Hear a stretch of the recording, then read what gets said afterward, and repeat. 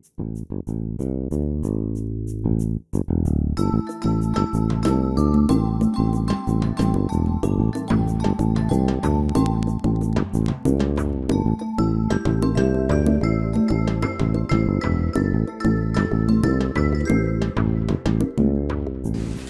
thank you for having me here. I appreciate the opportunity to talk to you tonight about the Allen ISD bond. Melissa asked me if I'd come talk to you all about the bond, and I said I absolutely would, and then I'm going to go to the Carolinas and lobby them for the Tobacco and Lung Association right after that.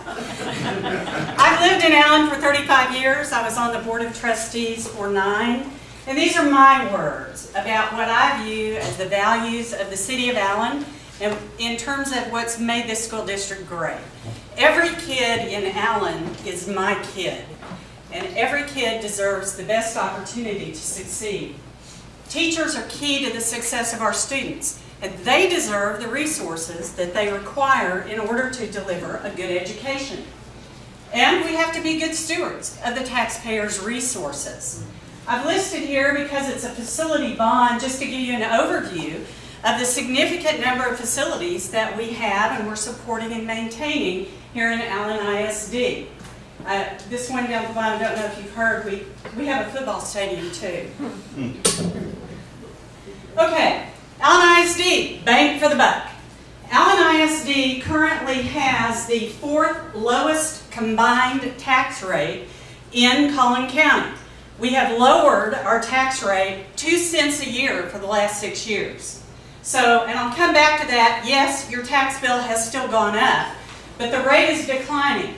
In terms of operating costs per student, Allen ISD has the lowest operating cost per student of any of our neighboring districts.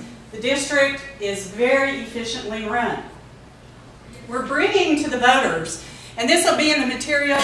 I have, I think, 6 minutes. Nobody can talk about everything on this page, but I'm going to highlight a little bit about this instructional renovations and also about technology infrastructure.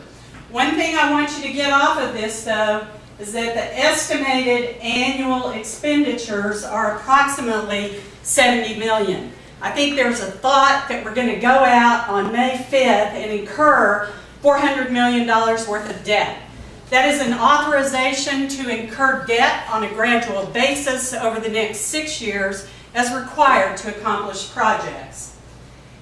If I look at that in terms of this significant investment that we have in facilities, those numbers represent what's actually a pretty modest 3% annual capital reinvestment in our facility infrastructure. And if I look at what I put into my home on an annual basis in terms of facility capital improvements, that percentage really is not out of line at all. In terms of life cycle renovations, what we're talking about doing to the campuses are improving instructional spaces. Our renovated campuses are showing us a 30 to 50% reduction in utility costs. When we save on HVAC, we save money and plow it right back into the classroom. And those are the kinds of efficiencies that we're looking for. We're also trying to increase our renovation cycle from 15 years out to 20 or 25. These tile wainscots that you see are more than just pretty, they're durable as opposed to the vinyl coverings that we've had. And you see carpet squares down the halls of the renovated areas, so that instead of having to replace entire classrooms or long runs of carpet, we can just pull up and replace a few squares. The technology upgrades are getting a lot of attention. We've got wide area network, accessibility, speed, and quality. And I would like to give you just a quick tour through technology for me. I have my CRC math tables from high school. I have a slide rule. I'll do demonstrations later. I have a slide rule calculator, and I have a personal mobile device. No one can say it better than our teachers. So here's one of our teachers. In my classroom, we use technology every single day as a tool to create, build, design, extend learning, seek out experts, FaceTime, We've used our 3D printer for prototypes. We've edited 2 statewide award-winning music videos, built and programmed robots, research content for debates. We use technology for our school store and handing in commercials, and this just scratches the surface. Therefore, I think we would submit that these technology upgrades that we're asking for actually are needs and not wants. And what would your experience of school have been if your teachers only had a few carts of Big Chief tablets and No. 2 pencils that they had to book days or weeks in advance? Well, I want to shoot some of the elephants in the room. I'm running low on time, so I know that you're going to ask me the ones I don't get to in the Q&A part of it. Even with flat tax rate, my tax bill is still going up, and that is true. Your school tax rate has gone down 12 cents in the last 6 years. I did the math today. 6 years ago, the state of Texas was paying 35% of our M&O. Today, the state of Texas is paying 22% of our M&O.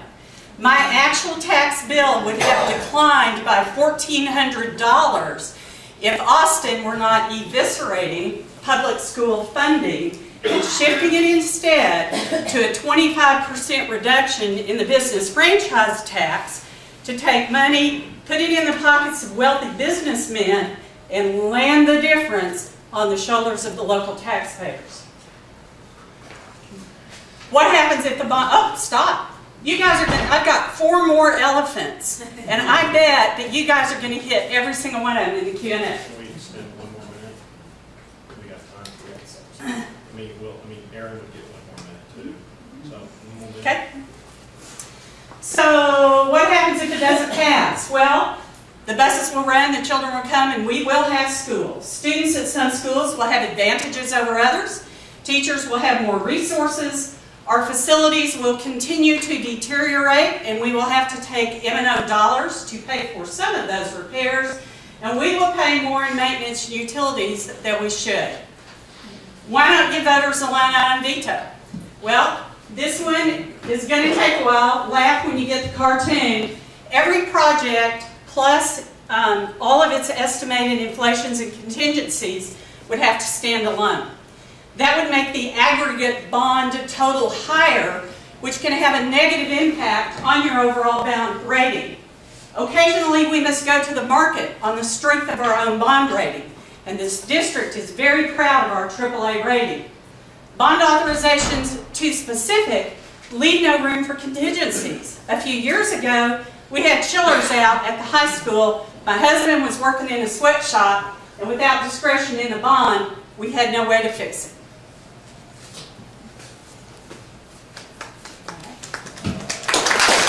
Good evening, everyone. My name is Erin Anderson. I am with the Metroplex Bureau of Empower Texans, reporting organization statewide.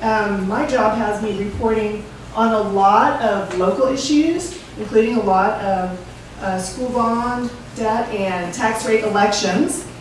And actually the reason that I ended up being invited to speak here tonight on Allen ISD's $422 million bond debt election is because I wrote an article, and y'all may have seen it.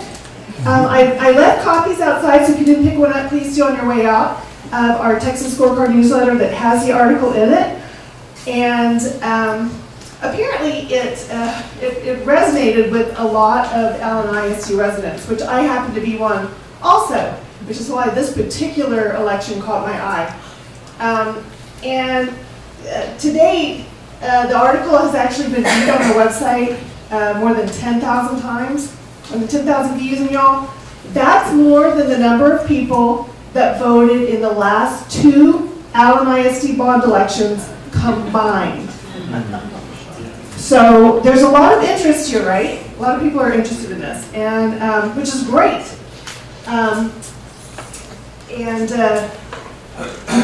don't really want to spend my time talking about the items that are in the bond because I'm pretty sure Victoria probably talked about that and knows more about the specifics of those kind of details. But this is the rundown for anybody that hasn't seen it. what I want to point out more than what's in the bond is what's not in the bond, and that's new schools. So we're not talking about building new schools here, just so that we're clear that we're not talking about some continued explosive growth in the district that requires a new building. We're renovating a lot of buildings, but what I want you to see is where we are as taxpayers. Because what I really want to talk about here is the process of how the bond proposal gets decided, which doesn't always really include the taxpayers, right? We're asked to pay the bill, but we're not really in on the front end of the process. Also, give you some information that you might not otherwise hear, again, more from a taxpayer perspective than from the district's perspective. And then encourage you to vote, because y'all turnout in these elections is really poor, single digit. And to be clear, I'm not here to tell you to vote no on the bond. I'm not here to tell you how to vote. I'm here to give you more information, additional information that makes you an informed voter, and hopefully, again, get you to go out and vote. That's very important that we have participation here.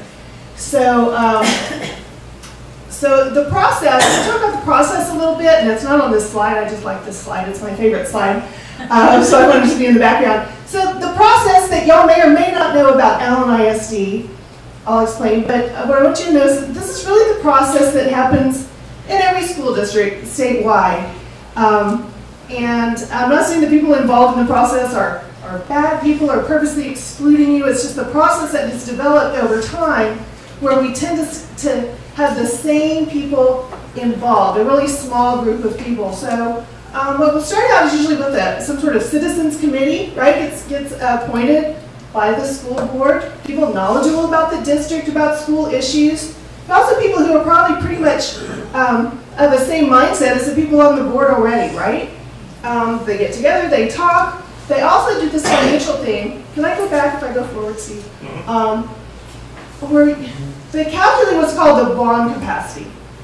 So y'all figure out mathematically, based on projected growth in the district and increases in property values, how much they can afford to borrow and how much they can afford to pay back based on certain tax rates. So this is actually from the Project SOAR presentation. Project SOAR was the committee group formed for this particular bond. There's been previous ones with different names for past bonds.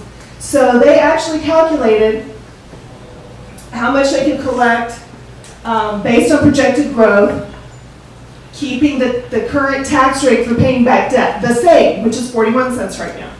So they did that calculation. They figured out we can keep the tax rate the same at 41 cents, and given growth, we can collect, we can afford to borrow and pay back a certain amount of money. And then they figured, then they say, what can we buy with this? What are the great things that we can do in the district that we can afford to buy? Here's what we can spend, what can we buy? So great, there's a lot of things the district needs, right? There's things that the district wants. Are they always the same thing? We as individuals know that there's things we need, there's things we want, and sometimes we can't afford all the wants because after we pay for the needs. For all taxing entities, they don't really have those same pocketbook limits, right? Because their pocketbooks are our pocketbooks. So, so in the end, they come up with, the group comes up with a proposal to the board, which the board, of course, likes because the people that came up with it are of a mind. And then they put it on the ballot in these super low turnout elections, single-digit turnout. So you actually have a very small number of people involved in the full circle of the process. But 100% of the taxpayers are paying the bills, right? So the taxpayers, as we saw, have had their burdens raised. So let's see what's happening in this chart. The tax rate is going down, but the tax revenue is going up. How's that happening? Because the district is setting the rates, and they're not lowering them enough to offset rising property values. The values are set, but the district can set the rate wherever they want it. They could lower your tax bill, raise your tax bill, keep it the same, because they're setting the rates on the known property values. So your school property taxes will go up, and if you dig in to the online, to the information online, you'll see that they will say that as well. It's because they know the values are going up, they know there's going to be growth, they know they're going to collect more money. Of course they do, because they're spending more money. So that's just logical. Your tax bills will be higher, and that's a tax increase, right? No matter what the rate is. So I want to show you information. This is your information. Take a picture of that with your cell phone. That's where you can find more information on the bond, on the election, and on your taxes. That's time, right?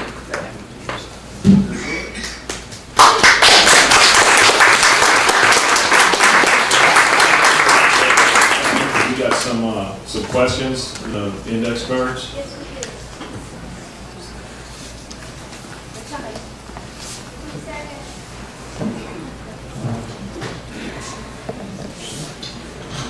I know there's got to be a couple of questions. There's got to be a couple of questions. I'll go back and do my last two slides if there's some questions. All right, here we go. Okay. So y'all share this mic. Okay. And I don't know if they're going to be directed at both of you or just one of you, so it just depends. Well, we may be deciding how long they are as we go, because I have no idea what these questions are.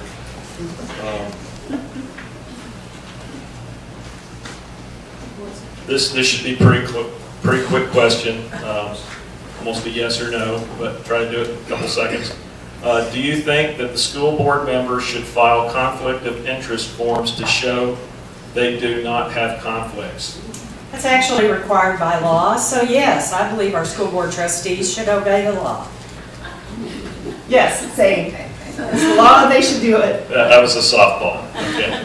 Say, why is the student debt ratio so high in Allen compared to other ISDs in Collin County? So the debt ratio, I didn't get to that number, but we currently have $1 billion in debt, principal, and interest outstanding, and that calculates out to $47,000 in debt per student right now. The ratio is different per district based on, because there's two things involved, right? The amount of debt and the number of students. We've borrowed a lot based on the number of students that we've had. We've spent a lot of high dollar, we've bought a lot of high dollar items. I would point to two reasons. One, between the years 2000 and 2010, Allen was opening one brand new campus every single year, in addition to all the other ancillary facilities. Those new facility constructions take 20 to 25 years to pay down, and we're now entering into renovation cycles on some of those older facilities. That's one. The second thing is, it is a value in Allen that every student had the same opportunity. When I was on the board, the question was, do we have kids doing science with teacher desk experiments in one campus and doing science in science labs in another? So we have always aggressively retrofitted our older campuses so that every student has the same opportunity for success. Okay, this will be a 30-second question, and I don't know if they'll even be able to answer it. Last year, I paid $7,500 in tax to Allen ISD, yet I have no children or ever will have any children that go to Allen schools. Is there any person like me on the SOAR committee? If not, why were people like me not represented? Could you? Yeah, I have no idea what the person who wrote. Well, the SOAR committee was the advisory, but No, There were. there were people so, who yes. were not, who Yes, there were Allen have- presidents on, Okay. I was on the school committee. that have no Yes. say in the matter, Have and they no were children, represented. have had no children, will have no Okay, children. Yes. I just needed clarification on what Because- SOAR was. I just wanted to make Yeah. sure that people like me are represented, Yes. because it Thank doesn't you. seem like we're represented. Yes. I was not on SOAR, but I brought my fun of friends, Bill Savage, my husband, Teresa were there, so they will tell you yes. I don't know if you could. If your issue is the fact that you're paying taxes because and don't have students in the district, that's not going to change. But being on the committee, the school board still appoints the committee members, correct? And the committee is also self-selected by applying for a position on the committee. Okay, thank you.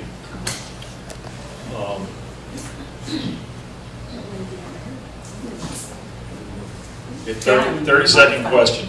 There is $30 million on the bond for mobile devices. Why should these laptops be provided, especially if they were not, or if they will be obsolete in 3 to 4 years? Well, I'm going to say I'm glad somebody asked that question. I thought it might have gotten answered when I was out of the room. I would like the answer to that too, so maybe Victoria knows more about it. Okay, so first thing, one of the questions I didn't get a chance to answer was the fact that bond debt is timed to be retired in approximately the same length of time that the asset will be of useful life. So technology debt is retired in 2 to 5 years, bus debt is retired in 10 years, and facility debt is retired in not more than 20 years. So it's not like we're going to be paying for devices for 20 years that will be obsolete in 2 to 5. They will be paid for. I did answer the other part about why we need them in my talk. Or I can do the slide rule demo. Just hold on to the mic. I think there's 2 questions here for you, Victoria. Can you please describe the process for determining the renovation cost estimates? What consultants were used? What price escalations were assured? Okay. Boy, that's a multi-part question. It is. If you need me to repeat it, I will. That's okay. If I miss one when I get to the end, let me know if I skipped one. So 2 construction companies that are currently, through a competitive bid process, actively engaged in renovations for the district were asked for estimates of what it might cost. It's $115 a square foot to gut schools, to the walls, redo the insulation, the soundproofing, the exterior, the concrete, the electricity, bring everything to code. The district applied a 10% per year inflation factor to that because that's what we have seen, and the district wanted to make sure that we didn't overpromise and underdeliver. What are some of the other parts of that? I think you got them actually. What process was you determined? You told that. What consultants were used? It's VLK and Corbin. Okay. There. So next question is still Victoria. How did you You're going to benchmark? start feeling like you're I think these are minutia minutia questions into the process, so I wouldn't expect Aaron to know these questions. So how did your benchmark against the districts ensure these renovations are reasonable? How did well, because those are the costs that we're seeing right now for equivalent renovations. I would also say that up to this point, we've been on a 15-year renovation cycle, and the renovation cycle that we are undertaking now is designed to take us out to a 20 to 25-year renovation cycle, so that we will be doing fewer of those at longer intervals in the future. Okay. I'll hand the mic to Aaron. You got your own question here, Aaron. All right.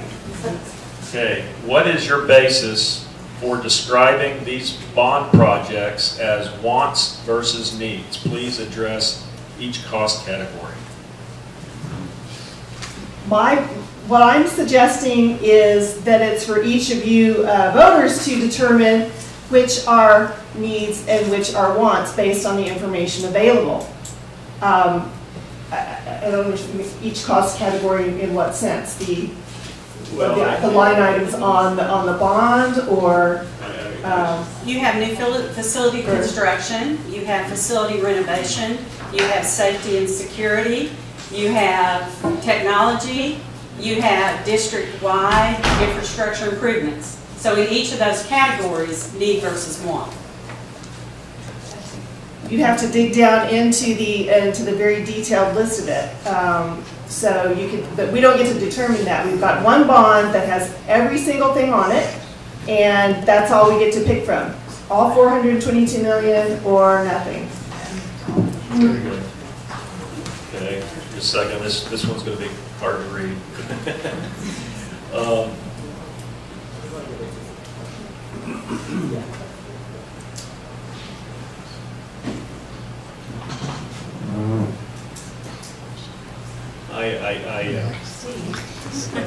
What the one thing, the slide that says how much each is going to. The items on the page. Yeah, if you click back, you can see.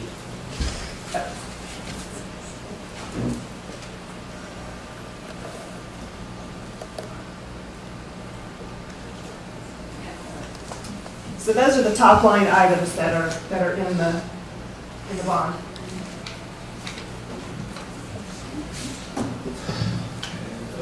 Let's see. Okay, I guess this is for both of you. Do the best you can. Why was the bond information not released sooner? Two of the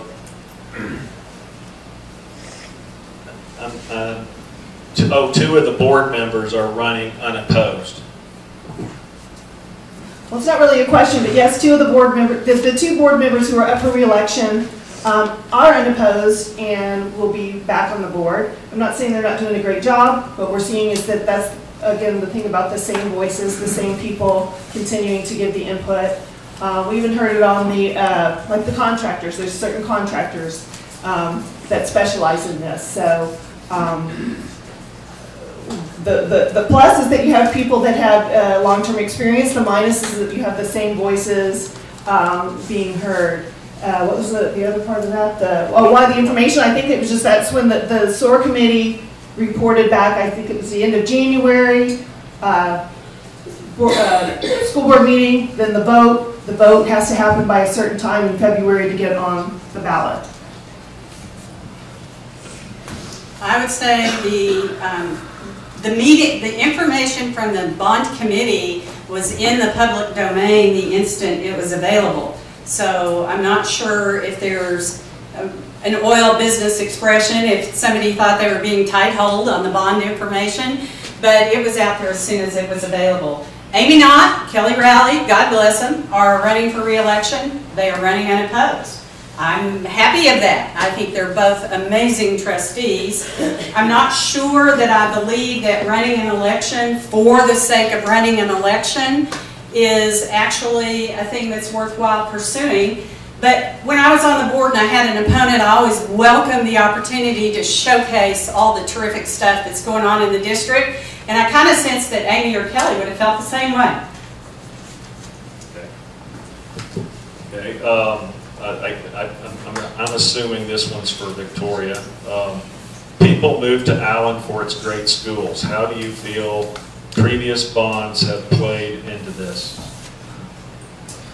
I think one of the reasons that the previous bonds, it's going to go back to every school in Allen is a really good school. We don't have good schools and bad schools. We run through cycles of renovation, but it's really important to us to see that each and every student gets the best. I sincerely hope that if you have the opportunity, you go visit our STEAM Center. It is, oh my gosh, amazing.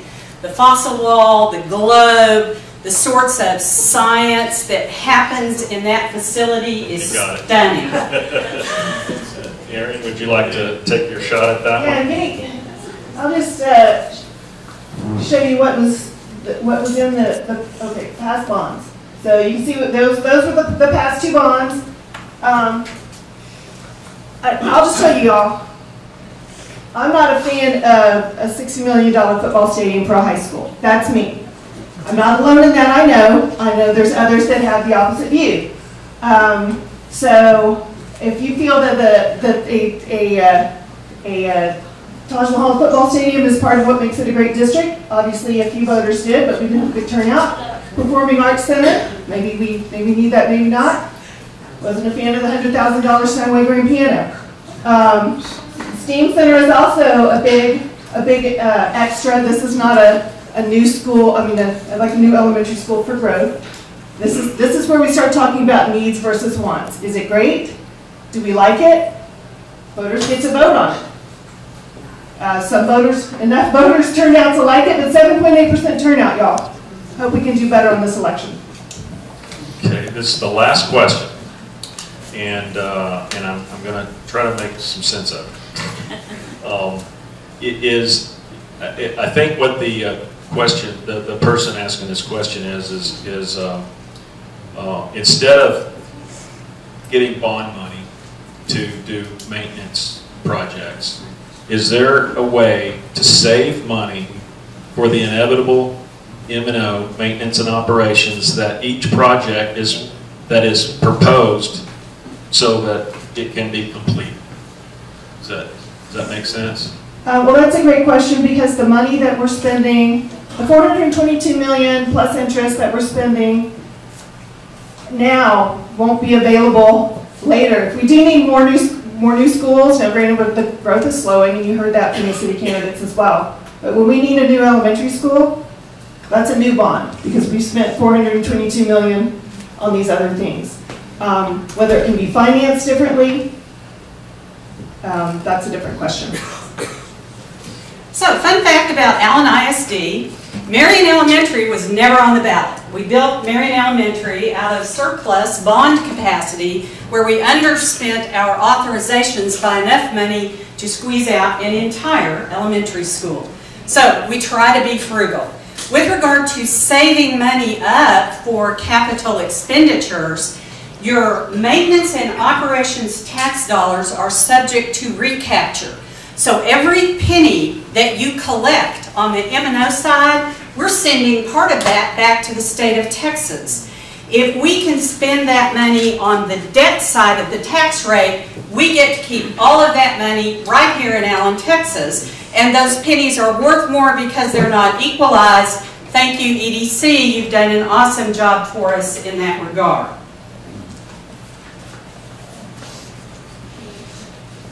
Okay. Let's see here.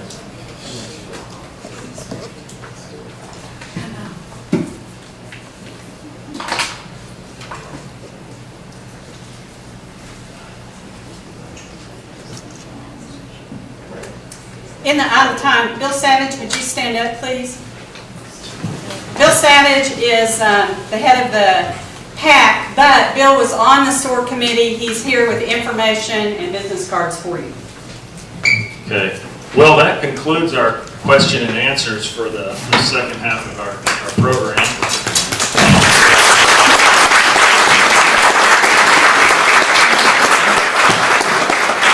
I'd like to thank both of y'all for handling yourself with dignity and grace, and the audience too. Y'all were absolutely fantastic.